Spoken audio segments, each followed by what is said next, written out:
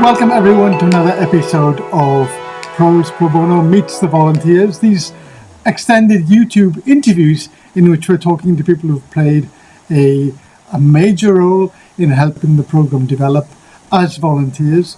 And today it's our great pleasure to welcome Amar Naif, who comes from, well, tell us, Amar, where are you from? I'm from Syria and I'm currently in Dubai, UAE. Right, okay, enjoying the luxury life in Dubai. As a grueling heat. Okay. So you've been a member of Pros Pro Bono and a very active member now for quite some time. But tell us, where does your translation story begin? So my translation story began back in 2019. I didn't actually study translation. I just know English, so I did translation. I reached out to my favorite YouTube channels like Kurzgesagt, Smarter Everyday, Veritasium, those channels, and I was like, hey, I know English, I can translate to Arabic, would you like me to translate for you? Some of them replied, some of them didn't. So those who replied, I did some voluntary translation with them, and I just sent them the translation and then they put it in their video. I also did some translation on Wikipedia for some articles, and yeah, just started with voluntary translation, unpaid, joined some organizations, Translators Without Borders, Coursera, TED, those organizations, and then slowly started to find paid customers. And did you have confidence at the beginning that you were going to make it through? Because I imagine, like for everybody, it's difficult at the very beginning. Did you always know that you would make it? Well, when I used to watch videos and movies and stuff, I used to read the translation at the bottom. And what I read is a little bit different from what I'm hearing. And I'm like, I can do better than this. Okay. So I actually had a lot of confidence in myself. But I did have mistakes. You can't start as an expert. Nobody was born a professional. So I learned from my mistakes and I'm doing a lot better now. But yeah, I was pretty confident with my translation skills. Okay, so now 5 years later, you've gone through that initiation and you've got clients and you're busy. Well, some days are busy, some days aren't. That's like freelance work in general. Some months are great, some months are terrible. What can you do? Okay, and let's go back to when you joined Pros Pro Bono. Can you remember what was the initial spark, where you saw news about us, and what made you think, I'll give that a try? So I was browsing through my profile on pros.com. I was editing my information and stuff, and I saw a link to pro bono services. So I went to it and I liked the idea. So I reached out, I think it was to you or just a general email, info@pros. And I said, hey, I'd like to join. And yeah. Well, I'm very glad that we did get that email and that we responded quickly. So that was at the beginning, but wasn't there something where you thought, well, hang on, I've done volunteering work, I've done my bit with Translators Without Borders, do I really want to go back to volunteering? Or is it a little bit more? Is it that you want to help others? Do you have that kind of helping gene in you? So at the time, I didn't really have a lot of work, neither paid nor volunteering, because I was working with Translators Without Borders, but I had a glitch where I couldn't see any jobs. I would open the website and I couldn't see anything. I later discovered what the reason was, but at the time I didn't have anything to do, so I wanted to do something good with my time, so I reached out to you. Okay, well, as we say in English, their loss is our gain. So I'm very glad that you had that glitch. So you've become an active member of our community in several ways. One is you've done several translations for clients like the International Rescue Committee, and I know that you've also been quite active in certain translations around the situation in Gaza, so you've been very helpful on that. And obviously I can understand why you'd want to be involved in that. Because we all care about, yeah. Of course, yeah. And I think that you've also been, beyond your translation role, you've become the kind of, well, first unofficial and then official tech ninja of the entire group. Tell us a little bit about what is a tech ninja and what role you play. So translation isn't my only thing. Translation is more like a hobby to me, something I just like to do. My main thing is IT. I'm obsessed with it.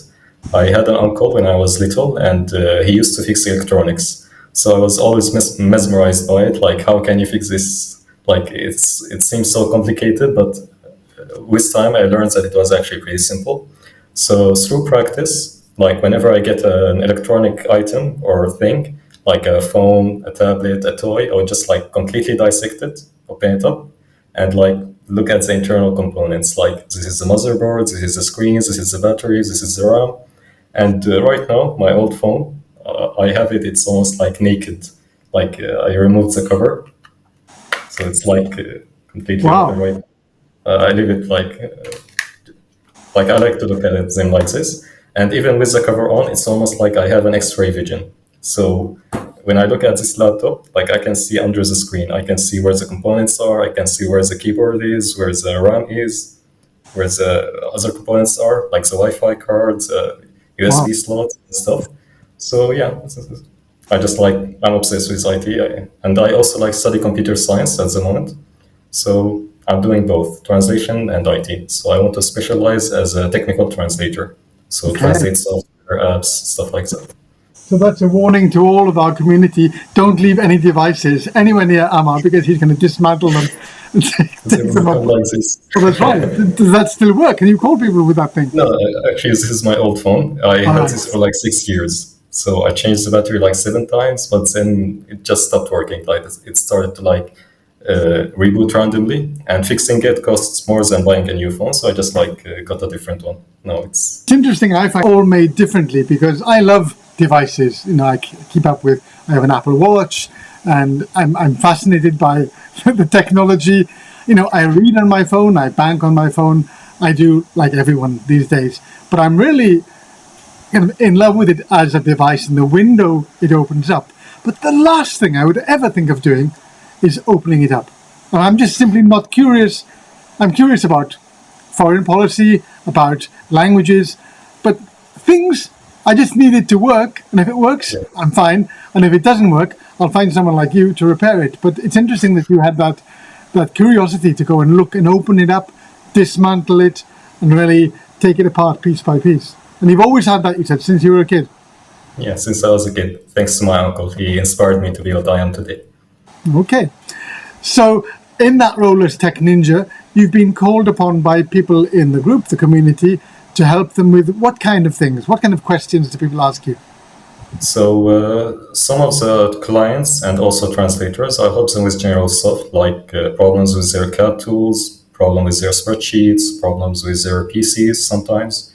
Maybe their PC is too slow. I tell them like you should clean up the fans, change the thermal base, stuff like that. So general like easy IT stuff, not like something very technical or very advanced, like installing a Linux system or Right. programming a new website or something like that. Yeah. But it's both software and hardware that you can answer questions about. Yeah. I want to be a full stack developer in the future or a software engineer, either of these two. Yeah. And I think last time we spoke, you mentioned the fact that part of your motivation in being a volunteer is a notion which you derive from Islam about giving without receiving. What's the special word that you use for that? So there is a word in Arabic called ithar, and it means altruism. And it sort of translates to giving without expecting anything in return. So it's the notion that when you do something for someone else and you don't expect them to pay you, don't expect them to thank you, that you don't expect them to say anything. So there is something else related to it called لا نريد منكم جزاء ولا شكورا. We don't want any thanking or gifts from you for what we did. So it's very important in Islam and it's very encouraged. So yeah, we tend to do it a lot. Okay. But quite apart from that, the fact that there's no material reward from pro bono, obviously, what do you get out of being part of this community? Because you're very active, you give a lot of time, partly because of generosity, but how do you benefit?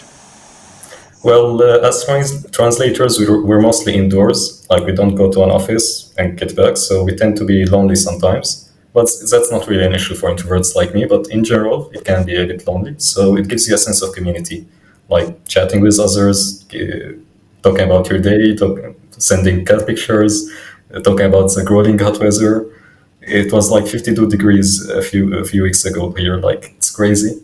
So yeah, a sense of community, and you also get like free experience, like especially if you're just starting out. Like when you translate something, a reviewer is like a decade of experience reviews it for you and highlights changes, so that can be really useful, which isn't something you can get easily as a beginner or like for free. So yeah, sense of community and proving your experience, and also like feeling you're doing something great, like helping international nonprofits. So gives you a warm, fuzzy feeling inside. Yeah. Absolutely. But I'm glad. Very happy that you found your way to us. I know that next year, I think in April, I will be in Dubai for a conference. So I'm hoping we can meet up. Hoping it won't be in the middle of Ramadan, because if it's in the middle of Ramadan, we can't eat anything, not even the juice or water. Okay, we can eat in the evening. Yes, in the evening, exactly. Okay, that's great. So look forward to that. And thank you for everything you do for the program. Thank you so much for your time, and it's been a pleasure.